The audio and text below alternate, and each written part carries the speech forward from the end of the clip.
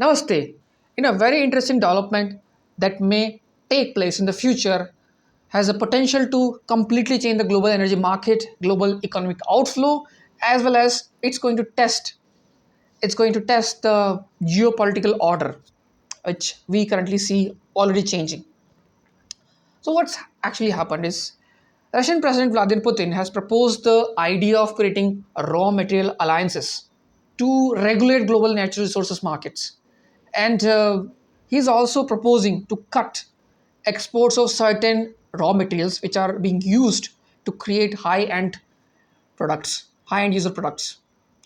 So in this, all these things, how India fits into this, and can India's good relationship with Russia help help us in benefiting, and can it help us in achieving high economic growth?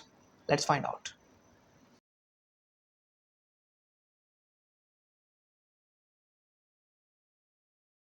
This video has three portions.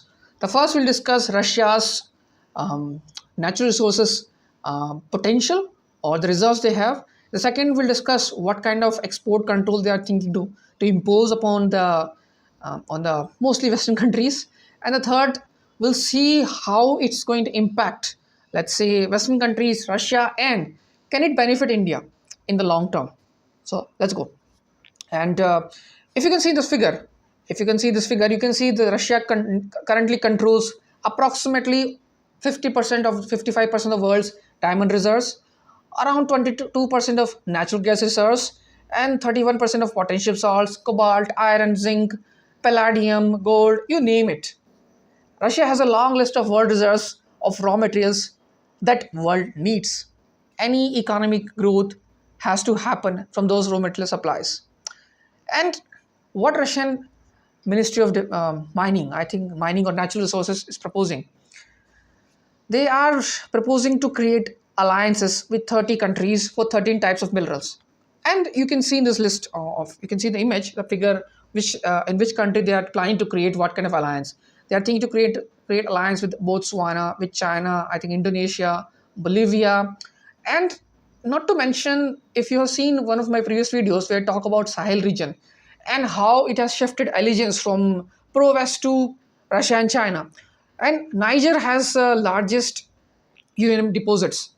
Not largest, I think the one of the largest mines of uranium is in Niger. Niger used to be supplying those uranium to France. Now Niger has somehow not so friendly with France, and it has kind of become closer to Russia and China to some extent.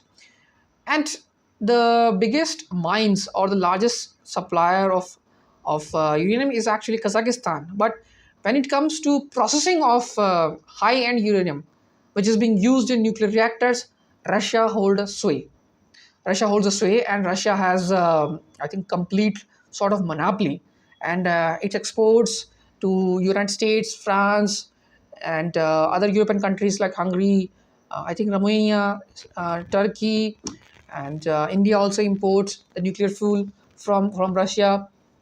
So Russia controls that part of supply, and nickel is also used in many material goods. Palladium is one of the most sought natural resources or mineral to be used in creating a lot of valuable products. So Russia is thinking.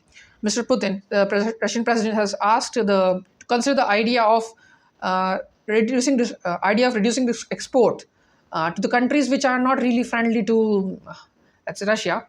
Those countries are not friendly to Russia. Mr. Putin is asked to prepare a list of those materials which can be reduced to export as long as they don't harm the Russian economy. So they want to reduce the export, but they don't want to harm the Russian economy. And if you look again the picture, Russia has also supplied more than, let's say, 30% nickel used to go to European countries, but now the figure has reduced, and the Russian company Norlisk, I think Norlisk Nickel, has started supplying more to the Asian markets.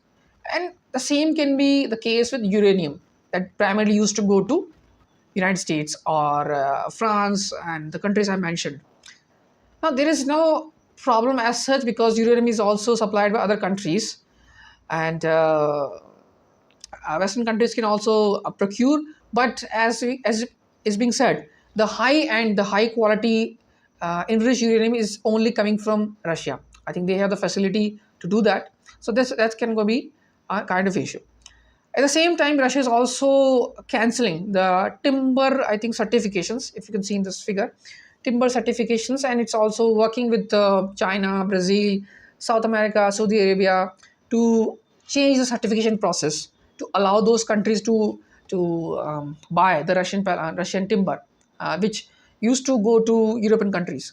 So as you can see, Russia is not just diversifying, but they're thinking to impose the export control on these kind of raw material, and they're also thinking to create an alliance of friendly nations of those 13 raw materials, and the combination of those alliance can make it a bloc which can actually restrict the the flow of those raw materials and natural resources, and considering the influence of West is declining in certain regions of Africa where those natural resources are located, then it can be a problematic.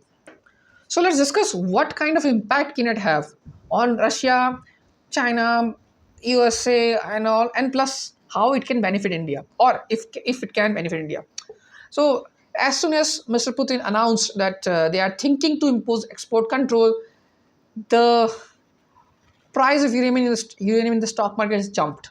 The price of diamond must have jumped too, and all the resources which Russia has a very good control is going to jump also. So as you can see, the market is reacting to the just a statement, and if they impose such kind of control, if they go and do it and stop exporting mostly to Western countries, because Western countries imposed a whole lot of sanctions on Russia, making it difficult for Russian companies to do business with third countries which have no interest in those Western sanctions.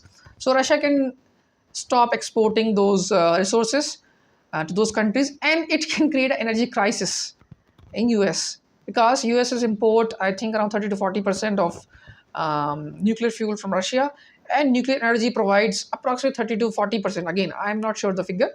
Approximately 30% of US energy supply comes from nuclear energy.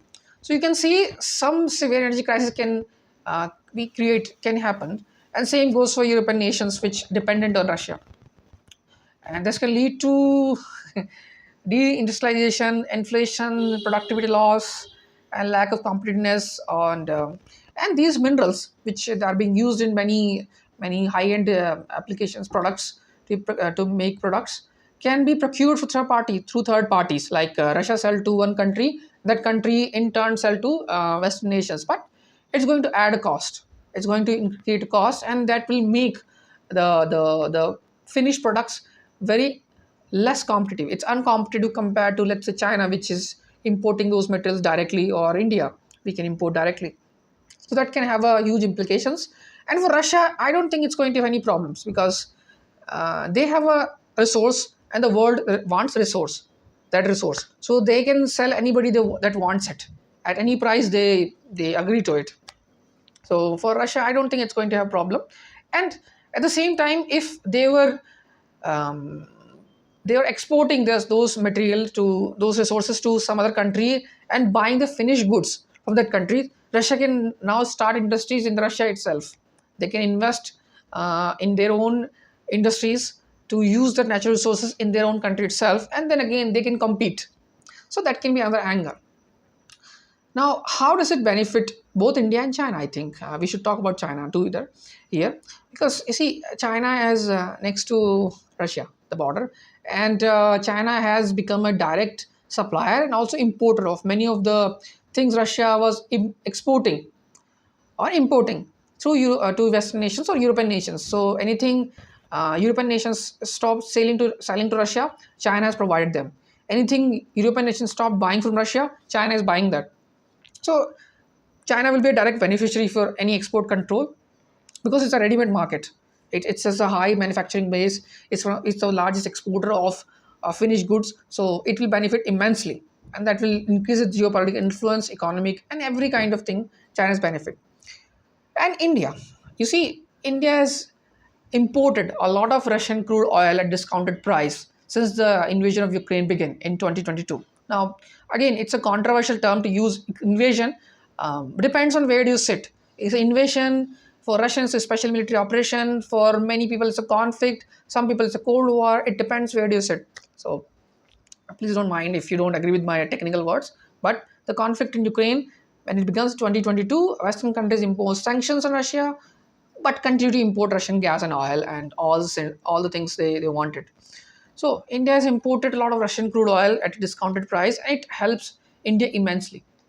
That we were able to cool down inflation, and we were able to also supply the crude or refined petroleum, not crude, sorry, refined petrol and diesel to world markets, not to how to say, to prevent rise of petroleum products. We somehow, so I think we deserve a thank you, like our petroleum minister said, we deserve a thank you from the whole world to keep inflation in check. Otherwise the petrol prices might have skyrocketed, and the many poor nations would have suffered immensely. So this is what India got benefited when we followed independent foreign policy and kept our interest ahead of everything else. So those raw materials, uranium, palladium, nickel, diamond, cobalt, iron fuel, steel, they all can be useful to India also.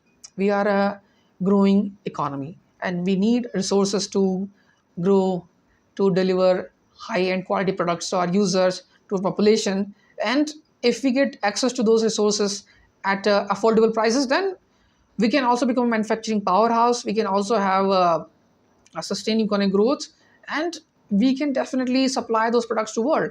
And this can be in line with Make in India. If we able to strike a deal with Russia to have a continuous supply, or over a good price for a sustained period of time, then yes, Make in India can be successful, and we can provide a lot of products to the world, high quality, and for a long period of time. And plus uranium fuel we are getting, we can keep providing energy resources to the world. And the countries which may suffer from lack of energy, they may be forced to shift their industries to India.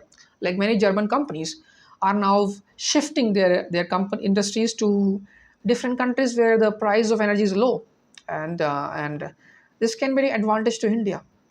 Of course, this is all speculation at the moment. It's just objective assessment of what's happening, or it may or may not happen. See, we don't know what may happen tomorrow, but looking at what Russian government is proposing, or as their media has reported, this can be the scenario, and this can be beneficial for India if we play our cards right. And just like we were able to control inflations when the oil prices could have gone higher by importing a large amount of crude oil from Russia, we can do the same on those raw materials, and